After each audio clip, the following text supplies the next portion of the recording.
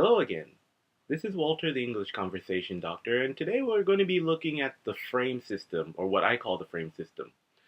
Now, the frame system is something that I created a long time ago, about maybe 8 years ago, in order to teach Japanese students of English how to functionally go and communicate in English overseas within a very short time frame. You see, I specialize in rapid development English conversational skills. What that means is that there are a lot of students in Japan who have been studying English for quite a while. Some of them for taking TOEIC test, or some of them for taking lessons for traveling abroad for business or for foreign exchange. The problem is that most of these students have only been studying the academic side of the English language study. So what happens is when they travel abroad, they have the skills for reading and writing, but they don't have the skills for speaking. And in the case of a Japanese salaryman or businessman, a lot of these people, even though they've taken the TOEIC test and they've gotten a high score, they simply do not have the verbal communication abilities to go and perform their jobs overseas. So what happens is one of my clients, some of the major businesses in Japan, they might tap this guy eventually to say, okay, you have to go abroad to Switzerland and you have to give a sales presentation. And then they find out that even though the guy's TOEIC score is about 850, he simply cannot speak English. I mean, he's good at describing his job, but when it comes to surviving overseas, he simply doesn't have the skills. So, seeing that this was a problem I was constantly being faced with, what I decided to do is I decided to create a system to fix this issue. Now, the problem with most students in Japan is that since they've been studying English academically for about maybe 10 to 20 years, they do have the academic skills for like reading and grammar. But the problem with this is that the more they study, they're learning all of this complex vocabulary, and they try to focus too much on getting all of these phrases and stuff like by studying business news or watching BBC. But they don't have a foundation to put all of this complex stuff that they're learning on because they don't use English in their daily lives. And English is not really necessary for most of their job function.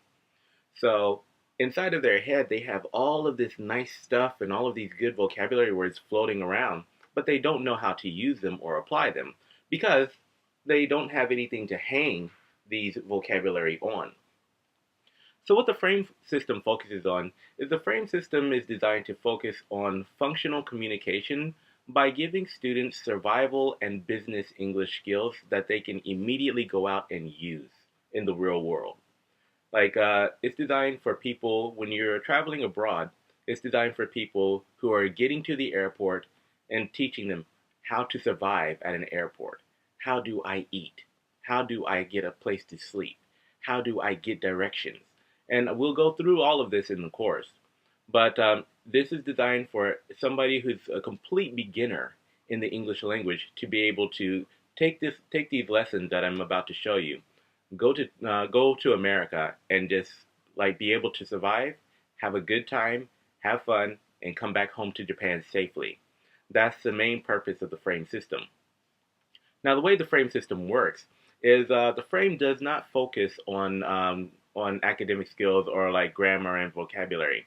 These are things that need to be learned later once you have a solid foundation in the language and you know how it's supposed to work. So what the frame system does is it gives students a default communication method in the form of conversational role plays. So what students generally do is they will go out and I will give them the role plays and they will memorize each of the standard 8 role plays, which go from being lost at an airport, getting food, self-introductions, getting and giving directions, getting a hotel room, and then like doing phone conversations, public transportation, and finally the last one is the English job interview. Because I do have a lot of students who are looking to work in foreign companies or probably going overseas to study English in college. So a lot of them will want to work abroad. So these are the 8 basic role plays that students will be mastering before they get into the more advanced study. So the reason I have the students memorize these 8 role plays is because the first four are survival English. When you travel abroad, the first place you're going to hit is an airport, right? So you have to know like how to deal with like lost luggage, lost baggage, maybe like not knowing where you're going to go. So role play 1 is designed to teach people how to ask for help because when you first get to a foreign country, you probably don't know anything. The second role play, which is ordering food, is designed to it's designed to help students, of course, order food at a restaurant, but it's also designed for safety because it teaches students how to ask questions about food. A lot of people may have allergies or like the food in different countries is very different from their homeland. But if you don't know how to ask questions and you wind up eating the wrong thing, you might wind up in the hospital. If you wind up in the hospital overseas, there is no guarantee that a doctor can help you because he does not have your medical record.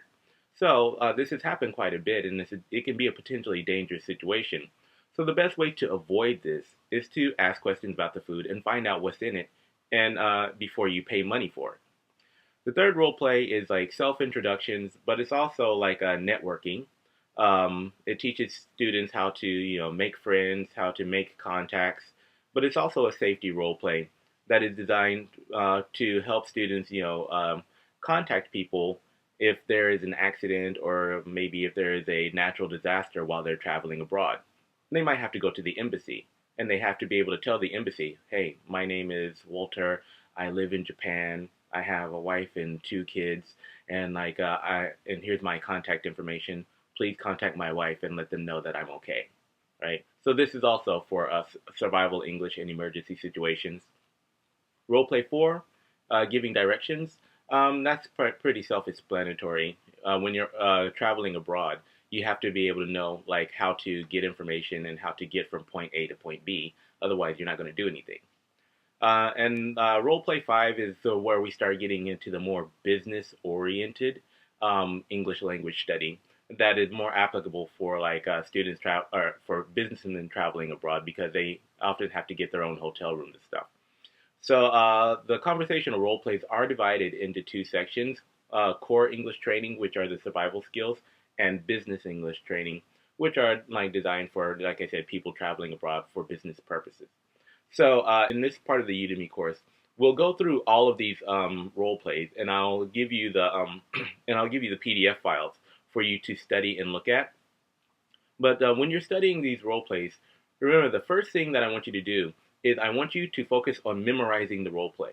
Right? So I want you to be able to memorize role play 1 through 8 to give yourself a good framework. Right? These are your default conversations. So if you ever find yourself in a situation, you can just like rely on the role play. You're like, I have to go to dinner with a foreign colleague. What do I do? How do I explain food? Role play 2. Some foreigner just asked me for directions and I know how to get there. What do I do? Role play 4. I need to get a hotel room. Role play 5. This is what the role plays are designed for. Once you have the framework down for all of the role plays, then what I normally do is I take the paper away from the students and we start changing the conversation. So instead of like being lost at the airport, you might be lost at the supermarket. Instead of being like eating at a Chinese food restaurant, you might be eating in an American food restaurant, or you might be at an Indian curry shop. So the role plays are very versatile, and I'll teach you how to use them. But for right now, I just want you to focus on going through all 8 of them, trying to understand the flow of the conversation, and then focusing on trying to learn the basic format for these different situations. After that, the rest of it becomes easy. And once you've mastered the frame, then you'll find that learning additional English language points are actually very easy.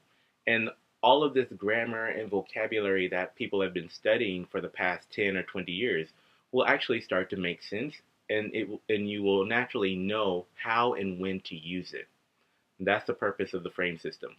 So without any further ado, just check the next lecture below, and I will give you the 8 role plays, and you can start playing with them and find out how they work.